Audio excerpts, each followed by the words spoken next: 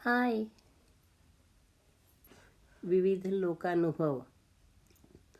अपने तन मन से संघर्ष करती हुई महादेवी जी जंगल में कुछ दिन भटकती रही। अंत में एक दिन वे जंगल से बाहर निकल गई। किसी गांव के बाहर जो भग्न शिवालय था वहीं वे कुछ दिन रह गई। लोगों ने महादेवी जी के चेहरे पर दिव्य अलौकिक आभा, शांत सात्विक भाव देखा। आहार विहार व्यवहार की उपेक्षा दिखे आदि सब देखकर वे समझ गए कि वे कोई महान साध्वी है। उन्होंने अपने आप ही महादेवी जी की सुरक्षा, सुविधा और आहार का प्रबंध कर दिया। सुबह शाम लोग उनसे कुछ सुविचार, प्रबोधन, उपदेश की अपेक्षा से आकर थोड़ी देर बैठते थे। महादेवी जी अपनी धुन में रहती थी। वे कभी कुछ वचन कहती तो वे उसका अर्थ समझने की कोशिश करते, अन्यथा ऐसी महान साध्वी के दर्शन हो गए इसी से खुश होकर चले जाते। जब वहाँ लोगों का जमाव बढ़ने लगा तो वे एक दिन वहाँ से चुपचाप चली गई। एक गांव की सीमा पर ही आमराई थी। आमराई में एक कुआं था, वहीं महादेवी जी रह गई।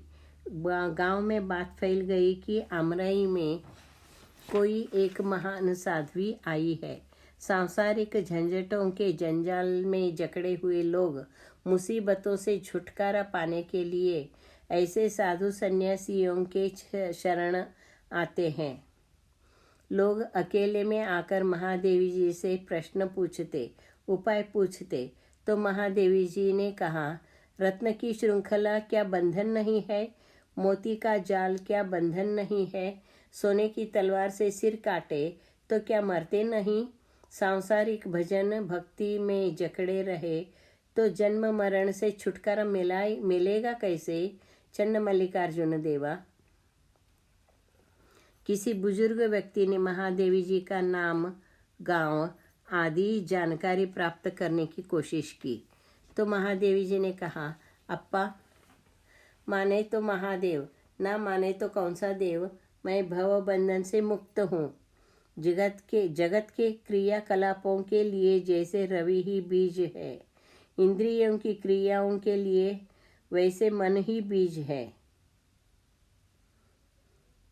मेरा मन तो एक ही है जो तुम्हें समर्पित है चन्न मल्लिकार्जुन देवा।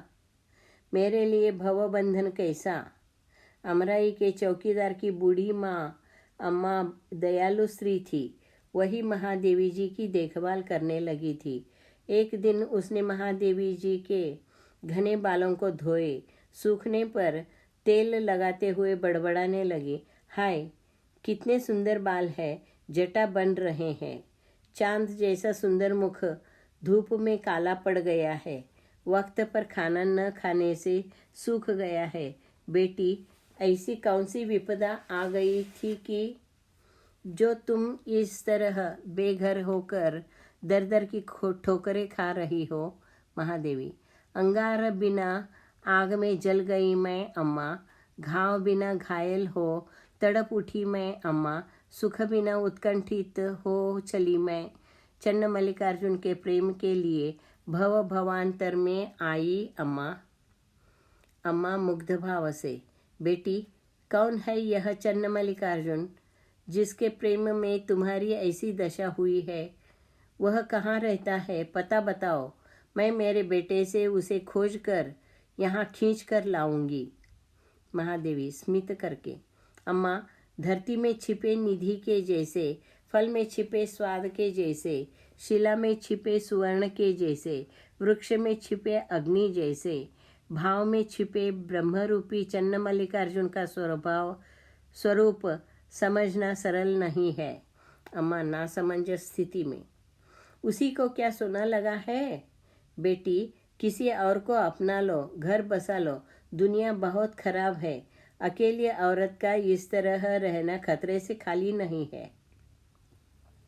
महादेवी, अम्मा, यह काया मिट्टी है, प्राण है शून्य, किसे अपनाऊं? चन्न मल्लिकार्जुन देव, तुम्हें स्मरण करूं कैसे? इस माया को दूर करो मेरे प्रभु। Thank you.